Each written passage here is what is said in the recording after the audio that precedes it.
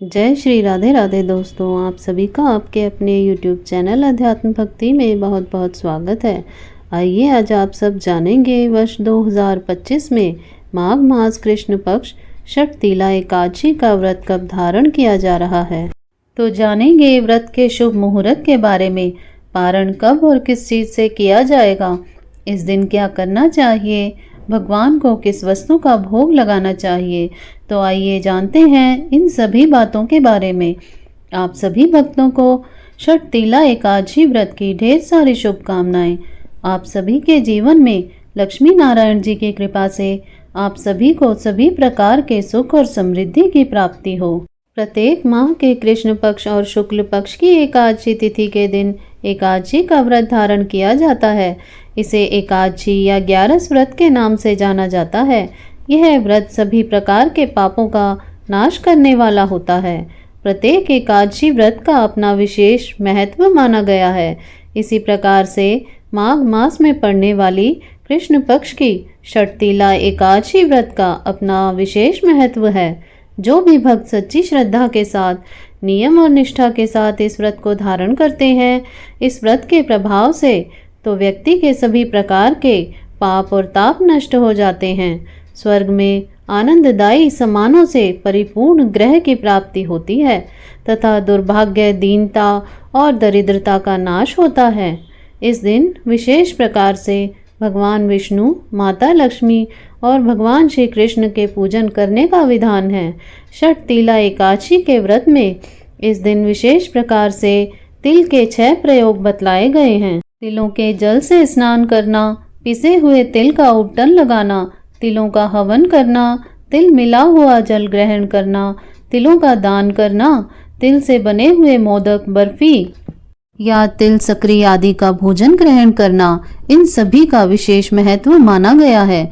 माघ मास कृष्ण पक्ष की एकादशी तिथि प्रारंभ समय जो कि 24 जनवरी 2025 दिन शुक्रवार शाम को 7:26 और एकादशी तिथि की जो समाप्ति है वह 25 जनवरी 2025 दिन शनिवार रात्रि 8:33 पर एकादशी तिथि की समाप्ति है। तो शुद्ध रूप से व्रत के लिए जो समय प्राप्त हो रहा है, सभी भक्तजन 25 जनवरी के दिन शनिवार को षटतिला एकादशी का व्रत धारण करेंगे। व्रत का पारण हरिवासर समाप्त होने के बाद करना चाहिए। हरिवासर का समय द्वादशी तिथि का पहला चौथाई हिस्सा हरिवासर का होता है। तो द्वादशी तिथि की जो समाप्ति है वह 26 जनवरी 2025 दिन रविवार रात्रि 8:56 पर द्वादशी तिथि की समाप्ति है। तो व्रत का पारण 26 जनवरी की सुबह 7:12 से सुबह 9:21 तक व्रत का पारण किया जाएगा। षटतिला एकादशी व्रत का पारण जो कि गो दुग्धेन पारणम यानी कि गाय के दूध से व्रत का पारण करना चाहिए।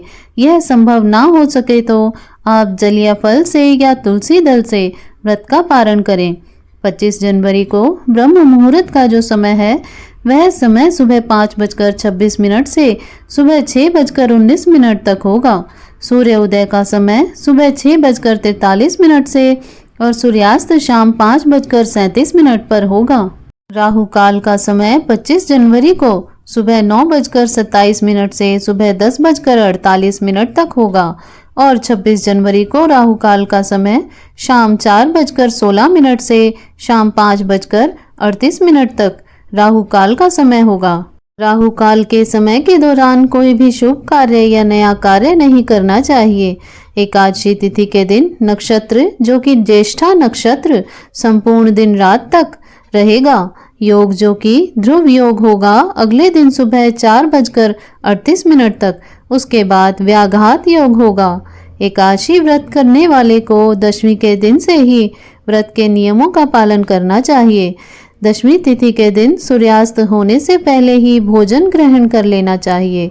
रात्रि ब्रह्मचर्य का पालन करते हुए एकादशी व्रत का स्मरण करते हुए सोना चाहिए।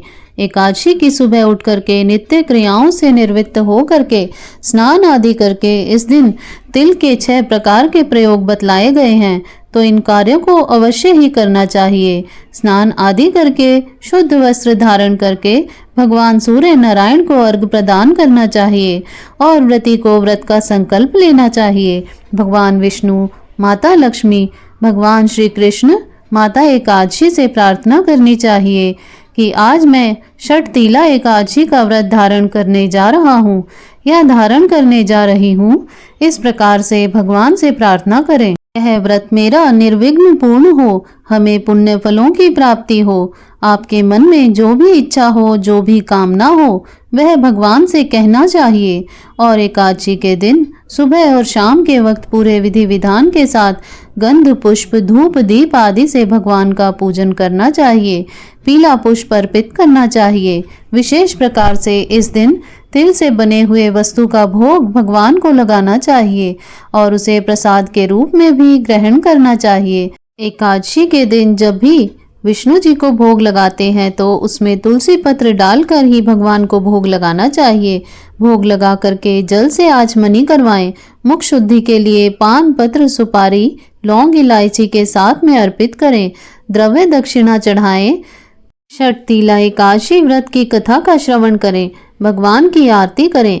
इस प्रकार से इस दिन सुबह और शाम के वक्त पूरे विधि विधान के साथ भगवान की पूजा करनी चाहिए। एकादशी की रात्रि जागरण करते हुए समय को व्यतीत करना चाहिए। द्वादशी की सुबह उठ करके स्नान करके शुद्ध वस्त्र धारण करके भगवान का पूजन आरती कर लेना चाहिए और फिर ब्राह्मणों को भोजन करवाना और ब्राह्मणों को दान दक्षिणा देनी चाहिए और समय के अनुसार व्रत का पालन करना चाहिए। इस दौरान गर्म वस्तुएं दान करनी चाहिए। इस व्रत में तिल का दान का विशेष महत्व माना गया है, तो तिल दान करना चाहिए।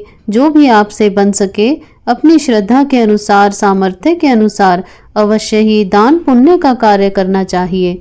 व्रती को व्रत के दौरान किसी के ऊपर क्रोध नहीं करना चाहिए। अपने मन में किसी के प्रति ईर्ष्या या द्वेष का भाव नहीं लाना चाहिए। एकादशी का व्रत दिन रात्रि उपवास रहते हुए धारण करना चाहिए। जो उपवास नहीं रह पाते हैं, जिनका स्वास्थ्य सही ना हो, तो आप एक समय फलाहार ग्रहण करके व्रत को धारण कर सकते हैं।